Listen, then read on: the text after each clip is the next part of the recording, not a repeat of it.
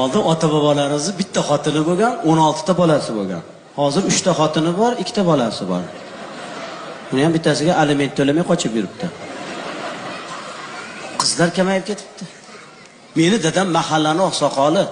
Dadam aytayaptilar, 26 yoshdan oshgan bolalarga hech kim qizini bermayapti ekan hozir. Bolalar o'tirib qolyapti ekan. Ha, yigitlar ham o'tiradigan payt kelibdi-ku. Qizlar esa, qizlar. Shetdamisizlar? Davrlaring keldi qizlar. Endi shoshilmanglar, xo'pmi qizlar? Bemalol o'qishlarni bitirib, diplomlarni olib, o'zlaringdan 10 yosh kichkina dadasi o'tmagan bolalarga tegib olasizlar, xo'pmi?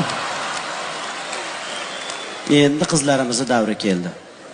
Ayib o'zimizda, o'g'il bo'lsin, o'g'il tug'masa meni kim boqadi, o'g'lim bo'lmasa ertaga bo'lmaydi, ertaga undan so'ng davom etish kerak, bo'lmasa ajrashaman, boshqasiga uylanaman. Mana ahvol. Biz o'zbek ajoyib xalqda ketma-ket 3 ta 4 ta o'g'il tug'iladi-yu, любой payt tug'ilishni to'xtatish mumkin.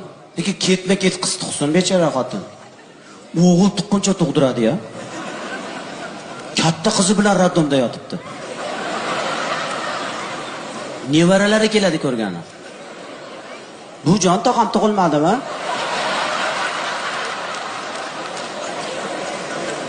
Kutib turaylik-chi, tog'aymi, xolaymi hali ko'ramiz-da.